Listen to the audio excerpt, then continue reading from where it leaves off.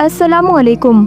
ये सब कुछ कैसे शुरू हुआ जब कुछ भी नहीं था, न आसमान, न ज़मीन, न सूरज, न चांद, न तारे, न वक्त, न जंगें।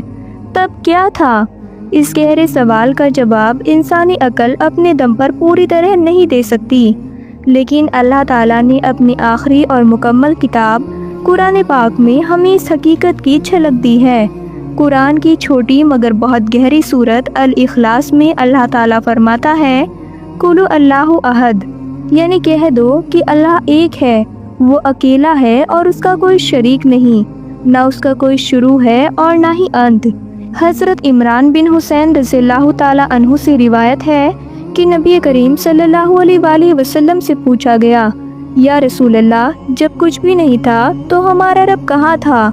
तो आप सल्लल्लाहु अलैहि वसल्लम ने फरमाया, अल्लाह था और उसके अलावा कुछ भी नहीं था और उसका अर्श पानी पर था। बुखारी। यानी कि सबसे पहले सिर्फ अल्लाह की ज़ात थी जो हमेशा से है और हमेशा रहेगी। वो ना पैदा हुआ और ना किसी ने उसे पैदा किया। इस्लामी अकीदे के मुताबिक हर वो चीज़ जो कभी ना थी और बाद में पैदा हुई उसे हादिस कहा जाता है, लेकिन अल्लाह की ज़ात वाजिब उल वजूद है, यानी उसका होना ज़रूरी है और वो किसी का मोहताज नहीं बल्कि हर चीज़ उसी की मोहताज है। वो ज़माने और जगह से पाक है, यानी वक्त और स्पेस भी उसकी मखलूक है। इसीलिए ये कहना कि अल्लाह कब से है और कहाँ है इंसानी समझ की सीमा है, क्योंकि अल्लाह ने ही वक्त और जगह को बनाया। कुरान मजीद में सूरह हूद में आता है कि अल्लाह ने आसमानों और ज़मीनों को 6 दिनों में पैदा किया और उसका अर्श पानी पर था, ताकि इंसानों को आजमाया जाए कि कौन बेहतर अमल करता है।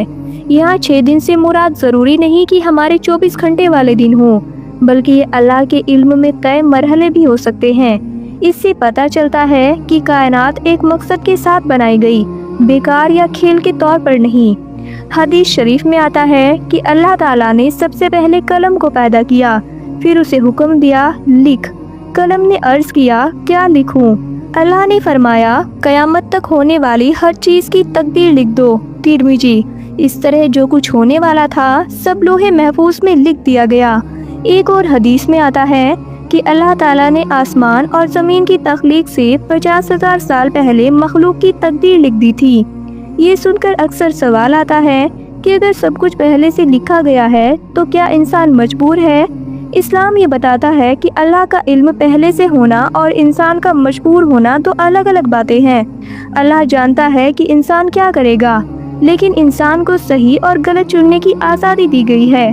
जैसे एक उस्ताद अपने तजुर्बे से जान सकता है कि कौन सा स्टूडेंट मेहनत करेगा और कौन लापरवाही, लेकिन स्टूडेंट अपने फैसले खुद करता है। इसी तरह इंसान अपने आमाल के लिए जिम्मेदार होता है। इसके बाद अल्लाह ताला ने कायनात की तख्लीक शुरू की। कुरान मजीद में कई जगह बताया गया है कि आसमान और ज़मीन शुरू में एक साथ जुड़े हुए थे, फिर अल्लाह ने उन्हें अलग कर दिया। सूरह अल अंबिया में अल्लाह पाक इरशाद फरमाते हैं, क्या इनकार करने वालों ने नहीं देखा कि आसमान और ज़मीन आपस में जुड़े हुए थे, फिर हमने उन्हें अलग कर दिया और हर जिंदा चीज़ को पानी से पैदा किया। आज के साइंस में कुछ लोग इसे बिग बैंग थ्योरी से जोड़ते हैं, जिसमें बताया जाता है कि कायनात एक ही बिंदु से फैली।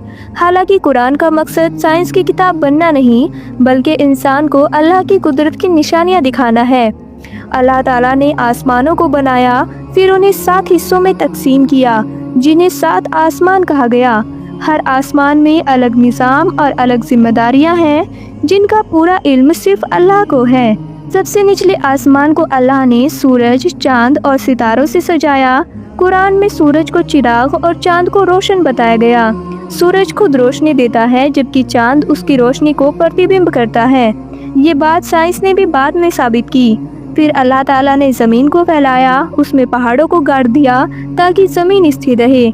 दरिया, समुंदर, पेड़ पौधे, फल, अनाज और हर वो चीज़ पैदा की जो इंसान और दूसरी मखलूक की ज़रूरत है।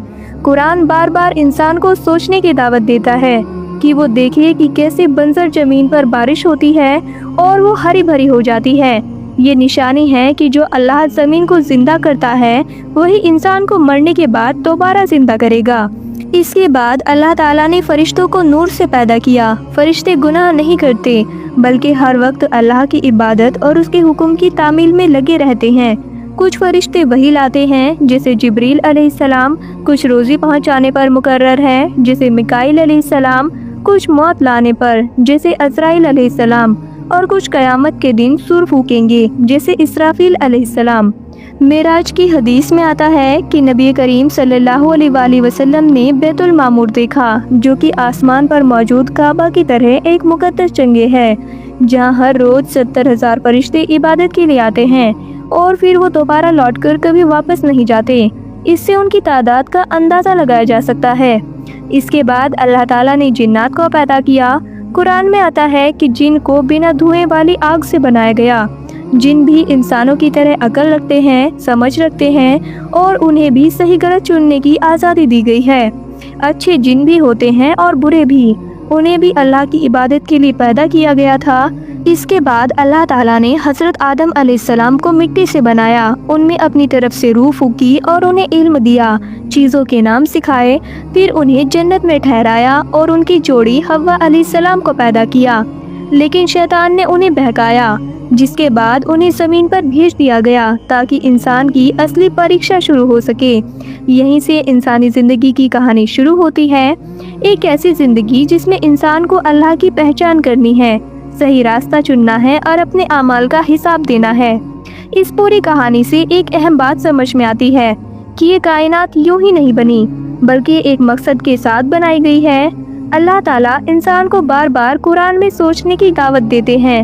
آسمانوں کی اونچائی، ستاروں کی خوبصورتی، زمین کی نعمتیں، یہ سب اللہ کی قدرت کی نشانیاں ہیں۔ جب کچھ بھی نہیں تھا تب صرف اللہ تھا اور اسی نے کن کہا اور پوری کائنات وجود میں آ گئی۔ وہی اللہ آج بھی ہر چیز کو سنبھالے ہوئے ہے اور اسی کی طرف سب کو لوٹ کر جانا ہے۔ تو دوستو، یہ تھی آج کی ویڈیو۔ آپ کو ہماری آج کی ویڈیو کیسی لگی ہمیں کمنٹ سیکشن میں کمنٹ کر کے ضرور بتائیے گا۔ ویڈیو اگر اچھی لگی ہو، پسند آئی ہو تو لائک کرنے کے ساتھ ساتھ شیئر ضرور کریے گا، اور ایسی اور بھی انٹرسٹنگ اور نالجبل ویڈیوز دیکھنے کے لیے ہمارے چینل کو سبسکرائب کرنا نہ بھولے گا۔ ملتے ہیں اگلی ویڈیو میں، تب تک کے لیے اللہ حافظ۔